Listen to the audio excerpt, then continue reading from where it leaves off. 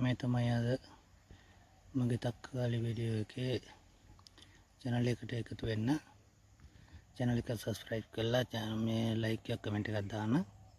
Video එක හොඳයි නම්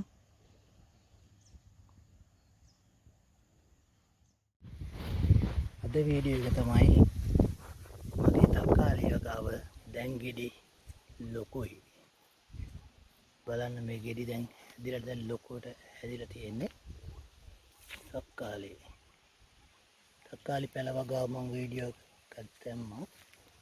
ඉතින් අද වෙන්නන්නේ මේ තක්කාලි දැන් ගෙඩි සෑහෙන ප්‍රමාණයකට ලොකු වෙලා ඒ හැම ගහකම වගේ ගෙඩි දැන් ලොකුයි මේ තියෙන්නේ. ඉතින් මේ බලන්න තක්කාලි ගෙඩි මේ ආස්සේ තමයි තියෙන්නේ. ලොකුවට මේ තියෙන්නේ සෑහෙන ගෙඩි තියෙනවා. දැන් තක්කාලි වගේ කොහොම ගෙඩි ටික ලොකුයි. බලන්න ලස්සනට තියෙනවා. ඉතින්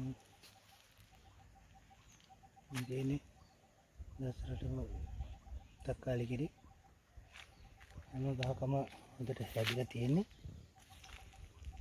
ඉතින් මේ අතර ලොකුම ගෙඩි සහ මේ අතර ලොකුම ගෙඩි මේ පැහැෙන ගෙඩි මේ අස්සේ තියෙන්නේ. ඉතින් තක්කාලි සෑහෙන පේන්නේ නැති වුණාට මේ තක්කාලි මේ පස්සේ තියෙන්නේ ගෙඩි කියනවා පේනවා.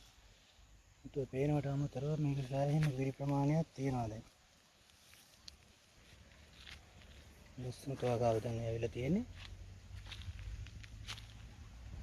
ඉතින් වීඩියෝ එක බලලා channel එක subscribe කරලා සහයෝගයක් ලබා දෙන්න.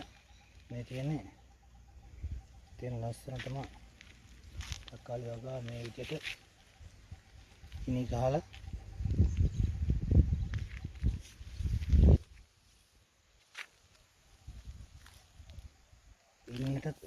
ඉනි සිටවල ඒකට මේ ගැට ගහන්න ඕන ගහ.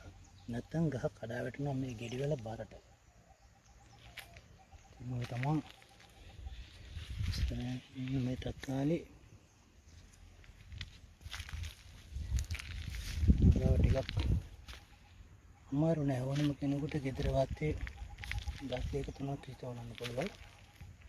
මම මෙතන ගස් 250 300ක් විතර වගේ මේ ටිකේ හිටවලා තියෙන්නේ. මේ තියෙන ඉතින් තක්කාලි වගාව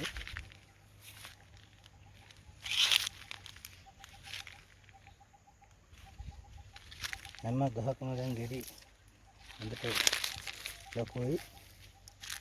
දැන් තවත් මේ ගෙඩි ලොකු වෙනවා. තව සතියකින් වගේ කඩන්න පුළුවන් ලොකු ගෙඩි පෙළ. ඉතින් අද වීඩියෝ එක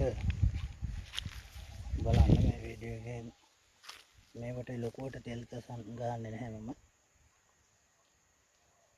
මේ තමයි තක්කාලි සිටවපු විදිය.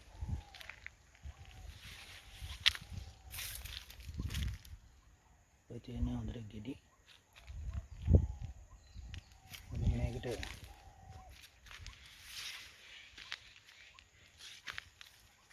කියන්නේ මල් ඇලෙනකොට කුමිනාශකයක් ගහන්න ඕන. ඉතින් සෑහෙන මල් ප්‍රමාණයක් ගෙඩි ප්‍රමාණයක් මේ ගස්වල තියෙනවා. මේ තියෙන්නේ ඒ ආකාරයට තමයි පේන්නේ තක්කාලි ගෙඩි.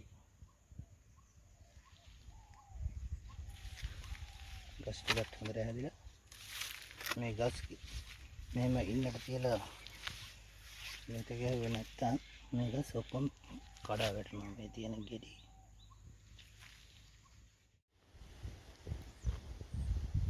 බලන්න තක්කාලි වගාව ලස්සනයිද කියලා. ඔය තමයි මම හිටපු ප්‍රමාණය. මම දුරින් ඉඳන් බලුවම් පේන විදිය.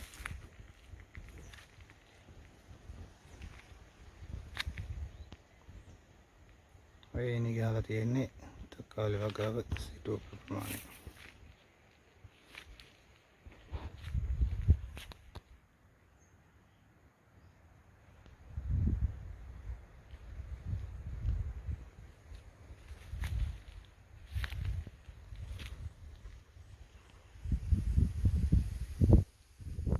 වීඩියෝ බලපු හැමෝටම ස්තුතියි.